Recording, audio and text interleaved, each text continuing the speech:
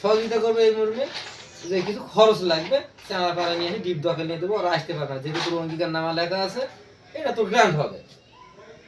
এই মর্মে সে আমার কাছে 50,000 টাকা নিয়ে আমার সাথে চিট করে সেও প্রতারণা করে আমার কাছে চলে গেল। যাওয়ার পর আমি তো অসহায় নিঃস্ব, আর যেটা আমার কাছে আমি খরচ করছি, আমি খুব অসহায় মানুষ, আমার 5.5 শতক বসত ভিটা, তারও 1.5 শতক বেঁচে এই জিনিসগুলো আমি খরচ বা ব্যয় বহন করছি। আমি এখন বর্তমান খুব অভাবগ্রস্ত। আমি দলকে ভালোবাসি, আমি বিরামপুর থানার হিন্দু বৌদ্ধ খ্রিস্টান কল্যাণ ফ্রন্টের যুগ্ম আহ্বায়ক। আমি দলকে ভালোবাসি বলে আমি তারেক জিয়াকে ভালোবাসি, আমি তারেক জিয়ার দল করি। সেই মর্মে আমার একটা বাড়িতে গরু ছিল 55,000 টাকা দিয়ে বেশি, সেটাও আমি খরচ করছি দলের পিছনে। আমি বর্তমান দিন কাম করি খাই, কাম না করলে আমার পেটে ভাত নাই। বর্তমান যে তেল কিনবো, তেল কিনতে লবণ কেনার টাকা থাকে না। তা আমি সহযোগিতা চাই, আপনারা আমাকে সহযোগিতা করেন দলের পক্ষ থেকে। সরকার এই সূত্রে গন্ডগোল যখন তাহলে এটা কারিতা, আমি দলের নতুন সরকার পিতা নৃপেন্দ্রনাথ সরকার। আমার বাসা দক্ষিণ সহজপুর হিন্দুপাড়া 3 নম্বর খানপুর ইউনিয়ন, বিরামপুর, দিনাজপুর।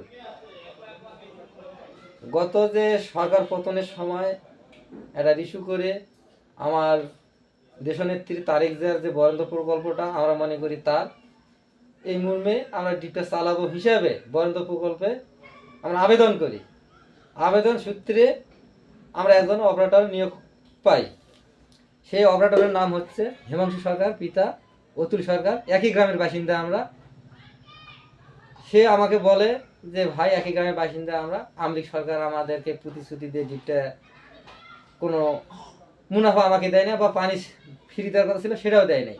ডিপটা আমার জায়গায় যেহেতু, তাহলে ডিপটা কীভাবে আমরা চালাতে পারবো, তাহলে আমাকে একটু সহযোগিতা করো। এই মর্মে আমি দৌড়ঝাঁপ যা কিছু পরিশ্রম করি, করার ক্ষেত্রে ডিপটা যখন ওনার নামে আমরা অপারেটর নিয়ে দিই হিমাংশুর নামে, হিমাংশু আমাকে দেয় এটা আর কি ওই অঙ্গীকার নামা আর কি করে দেয় আমার।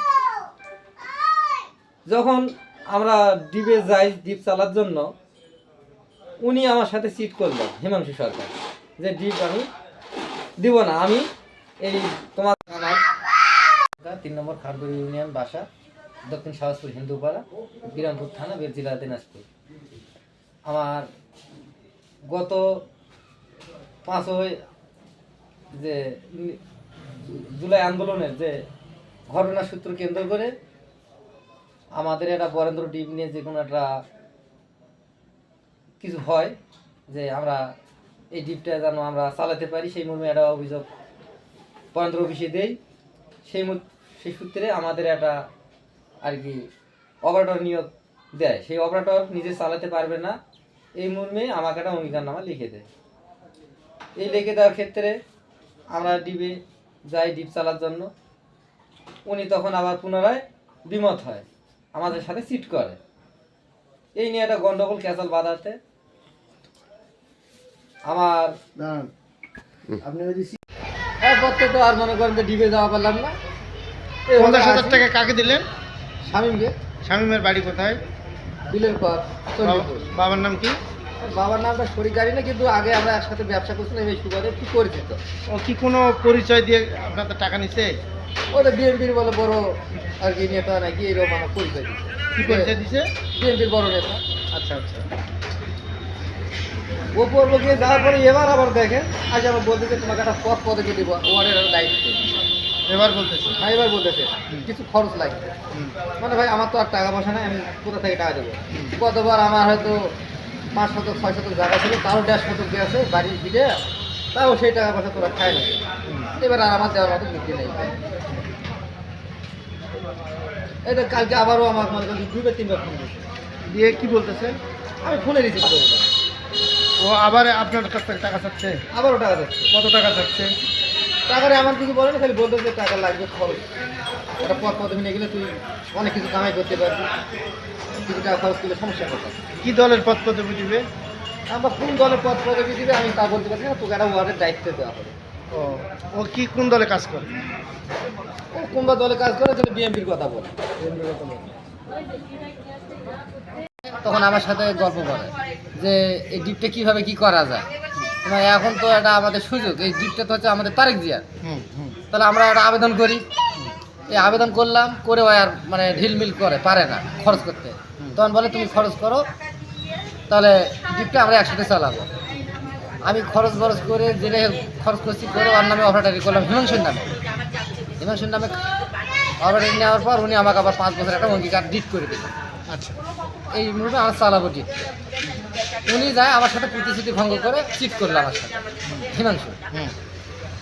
আমি তো ওখানে জুলুম চালাই ডিপের উপর যে আমাকে তুমি লিখে দিছো, আমি ডিপ ছাড়বো না। এই মুহূর্তে যখন আমি পারি না, তখন কিন্তু স্বামী আমার কাছে যায় নিজে ইচ্ছে ধরা দিল যে ভাই তুই তো গরিব টাকা খরচ করছিস, তাহলে আমি একটু খরচ কর, এই ডিপটা হলো তোকে আমরা হাতে নিয়ে দেবো, কেউ আসতে পারবে না। এই 10,000 টাকা টোপ দিয়ে আজ 10,000, কাল 20,000, এইরকম করতে করতে প্রায় 50,000 টাকা আমার মনে করে নিয়ে নিচ্ছে। কত? 50,000 টাকা কে নিছে? স্বামী। আচ্ছা, তারপর? নেওয়ার পর মনে করেন যে আমরা ওই ডিপটাতে তাও যাওয়া পারিনি, খালি টাকাটা আমার নিয়ে যায়।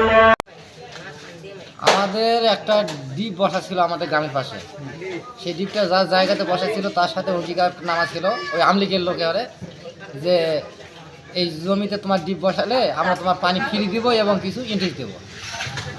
এই মুহূর্তে তখন কথাবার্তা হওয়ার পর দ্বীপ বসার পর ওনাকে আর কোনো ফ্যাসিলিটি দেয় নাই, ওনাকে বলে দাদার কোনো ভ্যালুশন নাই। তখন উনি মনক্ষুণ্ণ হয়, মানে বুক চাপড়ায় থাকে কিছুদিন। কে সেটা? ব্যক্তিটা কে? হিমাংশু নাম।